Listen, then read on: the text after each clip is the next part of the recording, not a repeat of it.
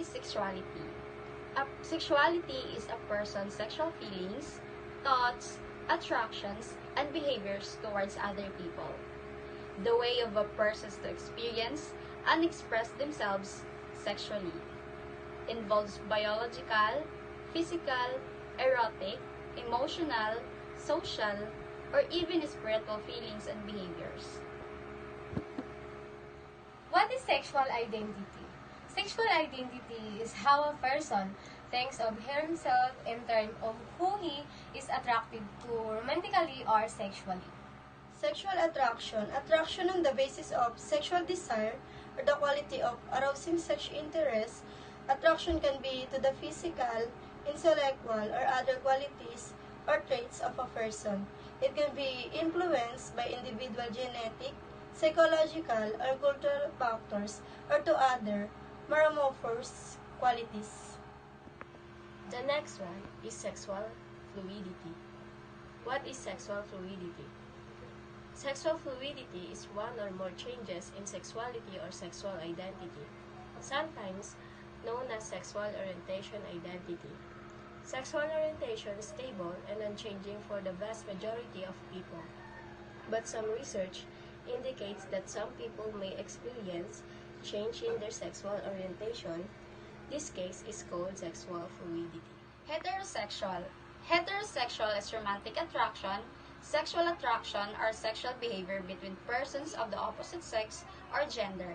Like for example, boy is only for girl and girl is only for boy. Heteronormativity. Heteronormativity denotes or relates to a worldview that promotes heterosexuality as the normal or preferred sexual orientation for people to have. For example, it is people believe that God's created man for woman, not other identities. Heterosexism. Heterosexism is a form of bias or discrimination in favor of opposite sex, sexuality, and relationships. It may include an assumption that everyone is heterosexual, and it may involve various kinds of discrimination against gays, lesbians, bisexual, asexual, heteroflexible people, transgender, or non-binary individuals. The difference between heteronormativity and heterosexism is heteronormativity are not vocal of their belief against other gender identities, while heterosexism is vocal when it comes of discriminating in other gender identity. Heteroflexibility. Someone who's mostly straight, they usually find themselves attracted to people of a different gender to them, but occasionally find themselves attracted to people who are same gender. Heterophobia is sometimes used to describe reverse discrimination or negative attitudes towards heterosexual people and opposite-sex relationships. Like for example, gay-hating women and lesbian-hating men. Homosexuality. Homosexuality is a romantic attraction, sexual attraction, or sexual behavior between members of the same sex or gender. Example of this is man is attracted to men and woman is attracted to women. The different type of gay. The first one is twink.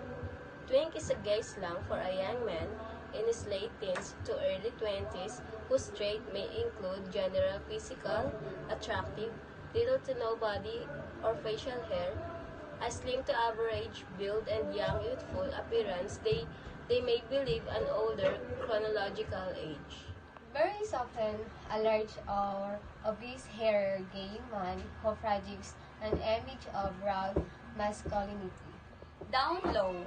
Down low is an African-American slang term that typically refers to a subculture or black men who usually identify as heterosexual but who have sex with men. Lesbian. Lesbian is a homosexual woman. Lesbian is derived from the name of the Greek island of Lesbos, home to the 6th century of BCE poet Sappho.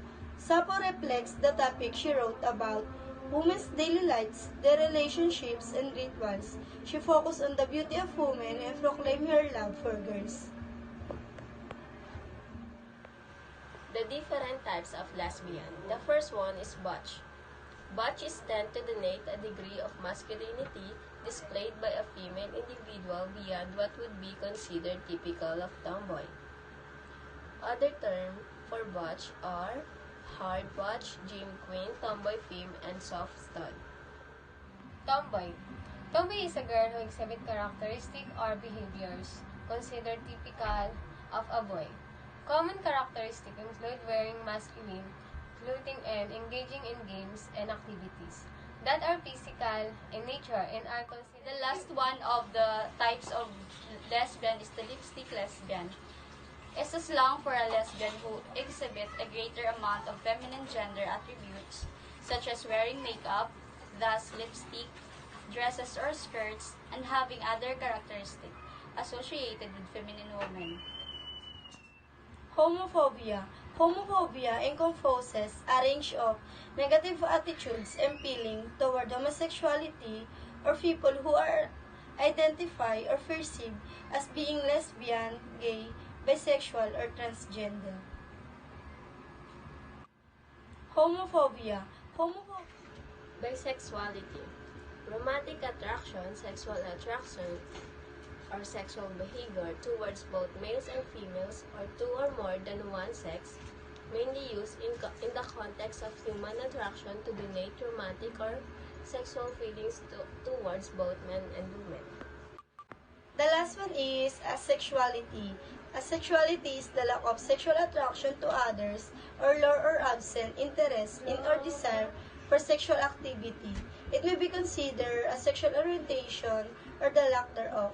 Sexuality is distinct from abstention from sexual activity and from celibacy, which are behavioral and generally motivated by factors such as an individual personal, social, or religious beliefs.